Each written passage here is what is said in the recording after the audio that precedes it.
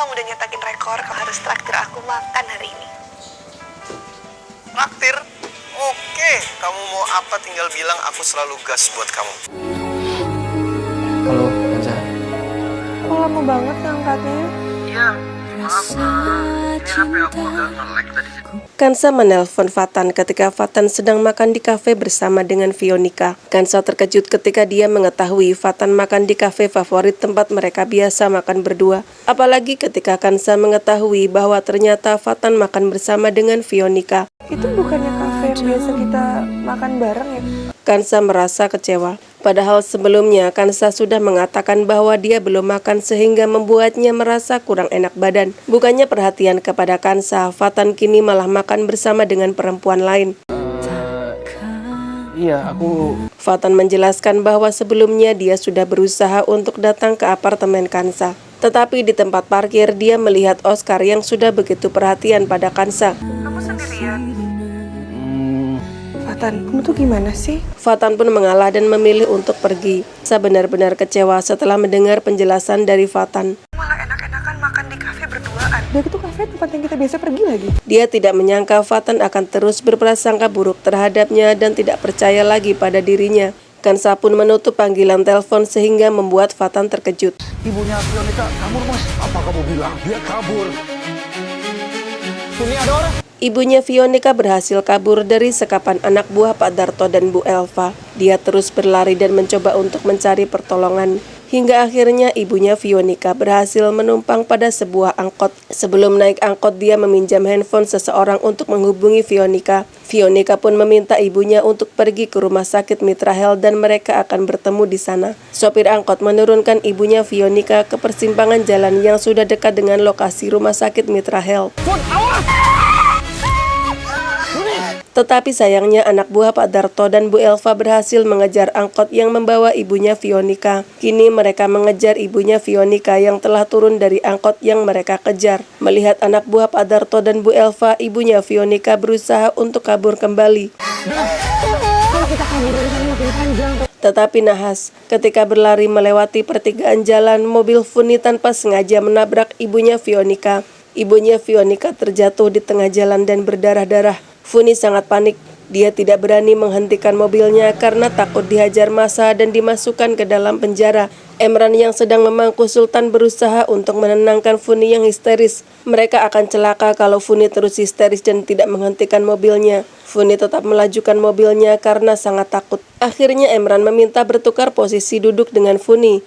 Emran tidak mau Funi melanjutkan menyetir mobil dalam kondisi panik dan histeris. Emran segera pergi ke rumah sakit karena pada awalnya dia dan Funi memang sedang ingin memeriksakan kondisi Sultan di rumah sakit Mitra Health. Ibu tuh mau ngajak kamu makan. Pas aku udah sampai di apartemen kamu... Setelah melihat Kansa marah, Fionika memberikan saran kepada Fatan untuk meminta maaf pada Kansa. Fatan harus membawakan makanan untuk Kansa. Tetapi rupanya Fatan kalah cepat dengan Oscar. Apa yang aku lihat? Kamu malah asik berduaan sama si pengacara itu.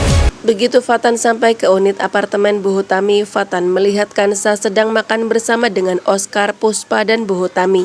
Fatan benar-benar kecewa. Beberapa menit sebelumnya, Kansa marah padanya dan menutup video call mereka begitu saja setelah mengetahui Fatan sedang makan bersama dengan Fionika. Tetapi kini Kansa malah makan bersama dengan Oscar. Fatan bertanya apakah dia tidak berhak untuk marah seperti Kansa.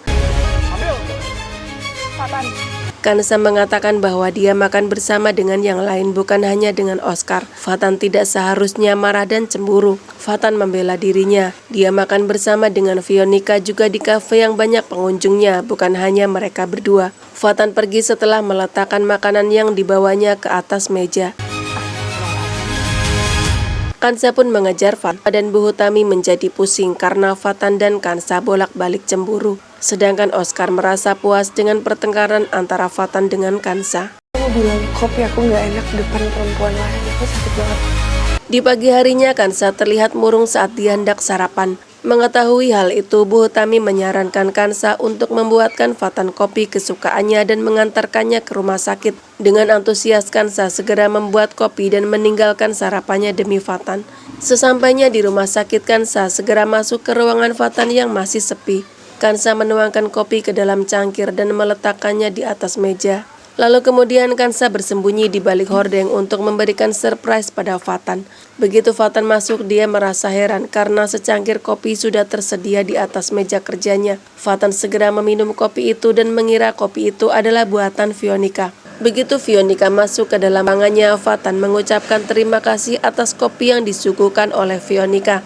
Tetapi Fatan merasa rasa kopi itu tidak seenak yang biasa dibuat oleh Veronica. Kansa menangis dalam persembunyiannya. Dia tidak menyangka Fatan tidak lagi menyukai kopi buatannya. Sedangkan Fatan menjadi penasaran siapa yang membuatkannya kopi setelah Veronica menjelaskan bahwa bukan dia yang menyiapkan kopi untuk Fatan pagi ini. Kansa akhirnya keluar dari balik hordeng dengan mata berlinang air mata. Dia mengatakan bahwa dialah yang membuat kopi untuk Fatan. Fatan merasa bersalah setelah mengatakan bahwa kopi itu tidak seenak biasanya. Dia meminta maaf kepada Kansa. Kansa terlanjur kecewa. Dia pergi dari hadapan Fatan setelah dia mengatakan bahwa dia sakit hati atas ucapan Fatan. Fatan berusaha untuk mengejar Kansa. Sayangnya cangkir malah terjatuh di tangga karena Fatan hampir terpeleset.